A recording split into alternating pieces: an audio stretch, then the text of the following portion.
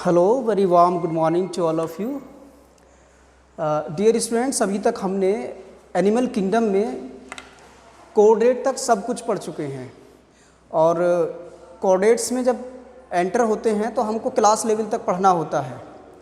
हमने अभी ये सीखा है क्लासेस में कि पाइसिस, इसके अलावा हमने एम्फीबिया भी पढ़ा है और रेप्टिलिया आज हमारा टॉपिक रहेगा।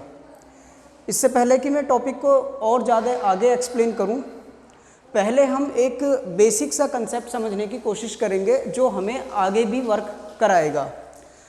एक टर्म है इवोल्यूशनरी स्टेजेस ऑफ वर्टिब्रेटा। ऐसा कहा गया है कि ऑर्गेनिज्म जैसे हैं वैसे ऑटोमेटिक नहीं बन गए हैं, बल्कि एक पर्टिकुलर टाइम गैप के साथ साथ ये इवोल्यूशन के प्रोसेस से गुजरे हैं। और इवोल्यूशन का जो प्रोसेस है उसमें ऑर्गेनिज्म में धीरे धीरे एक चेंज आता है और चेंज उसको एक एनवायरनमेंट में रहने के लायक बनाता है। अगर हम देखें, हमने सुना भी है कि लाइफ जो इवोल्व हुई है वो वाटर बॉडीज़ में हुई है। अगर इस लाइन को सी लेवल माना जाए तो जाहिर सी बात है इससे नीचे हम कह सकते हैं कि यहाँ वाटर है, यानी ये एक्वेटिक एनवायरनमेंट है हमारे लिए। और इस लाइन से ऊपर अगर हम देखें तो वो टेरेस्ट्रियल एनवायरनमेंट होगा। सबसे पहले इवोल्यूशन, या ये कहिएगा कि जो कोऑर्डिनेट्स हैं, माना जाता है कि वो पाइसिस हैं और वो लाइफ, उनकी जो लाइफ स्टार्ट हो रही थी वो वाटर बॉडीज़ में स्टार्ट थी, यानी उनकी लाइफ एक्वेटिक लाइफ थी। यदि सी लेवल से ऊपर की हम बात करें तो ऐसा कहा गया है कि कुछ पाइसिस की स्पीसीज़ जो उछल कूद ज़्यादा करती थीं, वाटर बॉडीज से उछल कर इस मतलब लैंड मास पे आनी शुरू हो गई। जब वो वाटर बॉडीज़ में चूँकि उनकी बॉडी पहले से वर्क करती थी, अब वो लैंड मास पर आने के लिए भी, लैंड मास पे भी अपनी बॉडी को स्टेबल करना चाह रहे थे। तो ऐसे ऑर्गेनिज्म दोनों जगह रहने के लायक इवोल्व हो गए, यानी उनमें एक इवोल्यूशन हुआ कि वो ज़मीन पे भी और पानी में भी। इसका मतलब इनके पास लाइफ जो है वो दो तरह की हो गई। इसीलिए ये टर्म इस्तेमाल होता है amphibia. Amphi means both and bia means life. Both life से मतलब हुआ कि they spend their life in water as well as in terrestrial. तो हम कह सकते हैं कि एक्वेटिक और टेरेस्ट्रियल ऑर्गेनिज्म, ऐसे ऑर्गेनिज्म जो दोनों में अपनी लाइफ को बिताते हों, एम्फीबिया कहलाते हैं। इससे नेक्स्ट में फिर ये कहा गया कि जो एम्फीबिया पानी से निकलकर उछल कूद करके ज़मीन पे आ गए, वो अब ज़मीन पे रहना शुरू करने लगे। उनको ज़मीन पे रहने की एक आदत बनानी पड़ी और जब वो आदत बन गई, चूँकि अभी वो पानी से निकले हैं, तो उनके पास ना पर थे और ना ही पैर, तो अल्टीमेटली वो ज़मीन पर रेंगना शुरू हुए। और ऐसे ऑर्गेनिज्म जो इवोल्व हुए उनको कहा गया रेप्टिलिया। ये आज का हमारा लेक्चर भी है, टॉपिक भी है, इसी को क्लियर करेंगे आज, रेप्टिलिया को। तो रेप्टिलिया ये वो हैं जो मतलब पानी से निकलकर ज़मीन पर आ गए और रेंगना शुरू कर दिया। फिर अभी भी उछल कूद करने की आदत इनकी नहीं गई, और जब इन्होंने उछलना शुरू किया, कूदना शुरू किया, तो ऐसा कहा जाता है कि ये इन्होंने अपने पास पैर भी और पर भी दोनों इवोल्व कर लिए। तो इस इवोल्यूशनरी स्टेज में इनको कहा गया एव्स। जितने भी पक्षी हैं पर वाले, वो सब के सब इसी कैटेगरी में आते हैं। इसका टॉपिक हम नेक्स्ट क्लास में लेंगे। और इस फिर एव्स जो है, इन्हीं में भी इनसे ज़्यादा आगे जब बढ़े तो मैमल्स का इवोल्यूशन होता है। अल्टीमेटली आप देखिए कि लाइफ जो है वो सी वाटर बॉडी, मतलब वाटर बॉडीज़ में है। इसका मतलब सी लेवल से डाउन का मतलब है कि ये एक्वेटिक है। एम्फीबिया को आपने देखा कि ये एक्वेटिक भी है और टेरेस्ट्रियल भी है। आपने रेप्टिलिया को देखा कि ये टेरेस्ट्रियल है। एवेज को हम देख रहे हैं कि ये भी टेरेस्ट्रियल हैं। और मैमल्स भी टेरेस्ट्रियल हैं। तो इवोल्यूशनरी स्टेजेस के बारे में तो यहाँ तक है। अब हम बात करेंगे आज के टॉपिक की, दैट इज़ रेप्टिलिया। एक्चुअल में क्लास रेप्टिलिया वर्टिब्रेटा की क्लास है। ये जो टोटल 5 मैंने आपके सामने लिखे हैं इवोल्यूशनरी प्रोसेस में, ये वर्टिब्रेट्स हैं जिनके पास रीढ़ की हड्डी है, या ये कहिए कि जिनके पास बॉडी में बैकबोन है। क्लास रेप्टिलिया की बात करें तो जो वर्ड रेप्टिलिया है ये आता है, आप एनसीईआरटी भी देख सकते हैं, रिपियर या फिर रेप्टम नाम से। इसका जो मतलब है दैट इज़ क्रीपिंग, या फिर ये कि क्रॉल मतलब ज़मीन पर रेंगना। They are mostly terrestrial animals and their body is covered. Mostly terrestrial reptilia मैंने यहाँ लिख दिया है क्योंकि अभी वो इवोल्व हुए हैं किससे? एम्फीबिया से। और एम्फीबिया क्या हैं? वो मतलब एक्वेटिक भी हैं, टेरेस्ट्रियल भी हैं। जो इनमें से ज़्यादातर जो रेप्टिलिया होंगे उनमें से 1-2 कुछ ही जो है वाटर में मिलेंगे।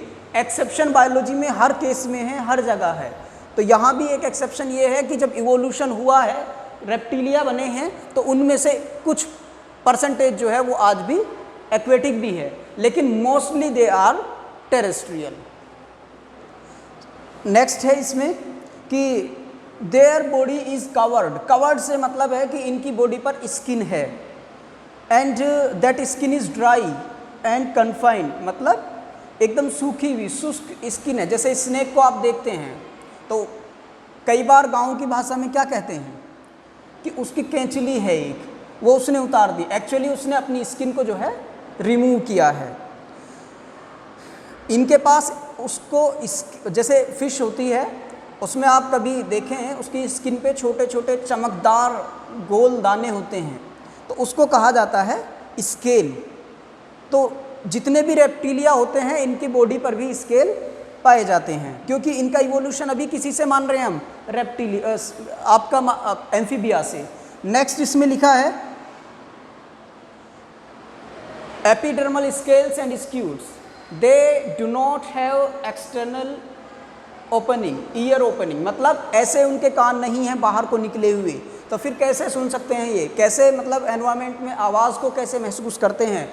इनके पास एक्सटर्नल ओपनिंग नहीं बल्कि बॉडी में ही बिल्कुल अटैच एक मेम्ब्रेन है जिसको टिम्पेनम कहा जाता है। तो इसमें लिखा है कि टिम्पेनम रिप्रेजेंट्स ईयर, मतलब इनके कान ऐसे बाहर को तो नहीं हैं बल्कि वो चिपके हुए हैं, और वो भी एक मेम्ब्रेन है, उस मेम्ब्रेन का नाम है टिम्पेनम मेम्ब्रेन। तो that is there on the, they are terrestrial, their body is covered and epidermal scales are there, either scales or scutes, do not have external ears, but they have tympanum, and the tympanum what? Tympanum represents ear. Another is limb, हाथ पैर रेंगने वाले हैं। जैसे आप देखते हैं सांप है तो उसके पास हाथ पैर नहीं होते हैं, तो इसका मतलब मेजोरिटी में तो हाथ पैर नहीं है, लेकिन अगर हुए, एनसीईआरटी में लिखा क्या है? If present, when present, limbs when present are 2 pairs. अब देखिए कछुआ कितने हैं? 2 पेयर मतलब 4। क्रोकोडाइल 2 पेयर मतलब 4। नेक्स्ट, अगर मतलब लिम्स मिलेंगे तो दो जोड़ी मिलेंगे। हार्ट, इनका हार्ट जो है 3 चैम्बर्ड है। ह्यूमन हार्ट कैसा है? 4 चैम्बर्ड। इनका हार्ट कैसा है? 3 चैम्बर्ड। और पाइसिस का हार्ट कैसा है मछलियों का? That is 2 chambered. इसका मतलब इवोल्यूशनरी स्टेज हो रही है, क्योंकि ह्यूमन क्या हैं? मैमल्स, ह्यूमन मैमल्स हैं, और ये पाइसिस क्या हैं? मतलब पाइसिस मछलियाँ पाइसिस हैं, तो इनके पास 2 हार्ट है, यहाँ 4 हार्ट है। इसका मतलब इवोल्यूशन में ये स्टेज सही है। कैसे? यहाँ 2, ये 2, यहाँ पर 3 चैम्बर। और इसके बाद आप देखेंगे कि कुछ में तो 4 भी है, जैसे कि क्रोकोडाइल के पास 4 चैम्बर है। वैसे वो क्या है? अपने आप में रेप्टिलिया। इसका मतलब हम कह रहे हैं कि ये एक रिवोल्यूशनरी स्टेज है। 4 चैम्बर हार्ट इन क्रोकोडाइल। वैसे जनरली 3 चैम्बर्ड होता है, heart 3 chambered but 4 chambered in crocodile. तो एक्सेप्शन जितने भी होते हैं वो आपके किसी कंपटीशन के लिए बहुत लाभदायक होते हैं, तब आप उनको स्पेशल नोट में लिखिएगा। नेक्स्ट है कि reptiles are poikilotherms snakes and lizards shed their scales as skin cast, जैसे जिसे आप कैंचुली बोलते हैं सांप की, वो उसी के बारे में ये बात कर रहे हैं कि एक पर्टिकुलर टाइम में ये अपनी स्किन, अपने स्केल्स को जो है शेड आउट कर देते हैं, बाहर निकाल देते हैं। और नेक्स्ट इसमें लिखा है सेक्सेस आर सेपरेट, इसका मतलब ये है कि एक ऑर्गेनिज्म होगा जो मेल होगा, दूसरा ऑर्गेनिज्म होगा जो फीमेल होगा। Means there is clear cut distinction between male and female in reptilia. Another point is internal fertilisation and that is the fertilisation is taking place inside the body. जब हम Pisces की बात कर रहे थे, international fertilisation was external and that fertilisation is happened in water.